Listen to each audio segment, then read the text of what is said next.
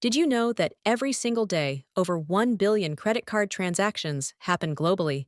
And each one is like a tiny message in a bottle floating through a digital ocean full of pirates? Today on Technically You, we're diving into the invisible shield protecting all that data, That's fascinating because most people have no idea about the massive security infrastructure working behind the scenes every time they swipe their card. right? It's called PCI DSS. And while that sounds about as exciting as reading a bunch of terms and conditions, it's actually this incredible fortress protecting our financial data. Think of it as the financial world's version of the Avengers. Well, that's quite a comparison. But what exactly is PCI DSS? Imagine it like this. It's like the security rulebook of widely accepted policies and procedures for handling sensitive information to reduce credit card and debit card fraud. Okay, I can accept that. I heard that all competing credit card companies, Visa, MasterCard, American Express, and Discover, adhere to PCI DSS. So, how did they end up working together on this? So here's what's wild. Back in the early 2000s, each credit card company had its own security standards. But as cybercrime increased by about 300% year over year, they realized they needed to join forces to combat this evolving evil. Hmm, kind of like how superheroes eventually figure out they can't save the world alone? Exactly! And get this, in 2019 alone, cybercrime cost the global economy over $2 trillion. That's why these companies created this universal set of security standards that everyone has to follow, from Amazon down to your local coffee shop. Okay, let's break down these security measures. I've heard there are 6 main pillars to this system. Oh, yeah, and they're actually pretty fascinating. The first one is all about building this secure network. Think of it as the fortress walls.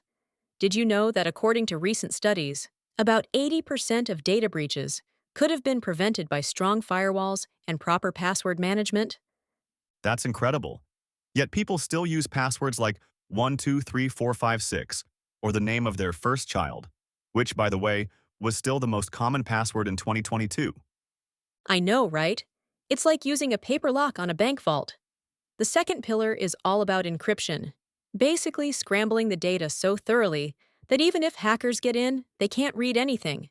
The encryption standards they use are so complex that it would take a supercomputer thousands of years to crack them. So what happens when quantum computers become a reality? Won't that change everything? That's actually one of the biggest challenges they're working on right now. The industry is already developing what they call quantum-resistant encryption methods. I think we are developing a podcast on quantum computing to come back for that one. Now let's talk about the third pillar, vulnerability management. Using vulnerability management tools, companies detected an average of 50% more security vulnerabilities in 2022 compared to 2021. Well, depending on how you look at it, that's either terrifying or reassuring. Right? The fourth pillar is access control. And here's a scary stat. About 60% of data breaches involve stolen credentials. That's why everyone should be strict about who gets access to what. Here is a shameless plug. We have several podcasts available covering access control, identification, and authentication. And I'm guessing that leads into the fifth pillar, network monitoring? Exactly! Modern monitoring systems process about 100,000 security events per second. It's like having thousands of security cameras watching every corner of your digital space. But you know what's really interesting? The sixth pillar, the human element. Oh yes, the human element, cybersecurity's weakest link, right? Absolutely, yes. Studies show that human error is responsible for about 95% of cybersecurity breaches. That's why companies spend billions on security training and testing. Some even send fake phishing emails to their own employees to test their susceptibility. So with all these measures in place, how effective is it really? What are the numbers showing? Well, here's something encouraging. PCI DSS compliant companies experience 50% fewer data breaches than non compliant ones. But here's the catch: maintaining compliance is like trying to hit a moving target. The standards get updated every few years to keep up with new threats. And I imagine with new payment technologies emerging, it's getting even more complex. Oh, yeah. especially with cryptocurrency and blockchain technology entering the picture. Did you know that digital wallet transactions are expected to hit $10 trillion in a couple of years? That's going to require whole new security paradigms. So what's the takeaway for people listening? What should they be doing to protect themselves? Well, beyond the obvious stuff like using strong passwords, people should really pay attention to where they shop online. Look for security certificates and check if websites use proper encryption.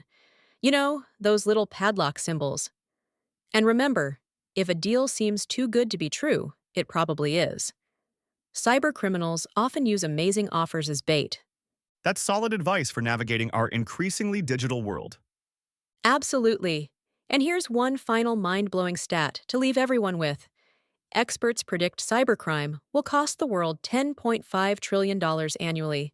That's why understanding these security measures isn't just about protecting our credit cards anymore, it's about protecting our entire digital future. Right. Data breaches are putting our personal information at risk.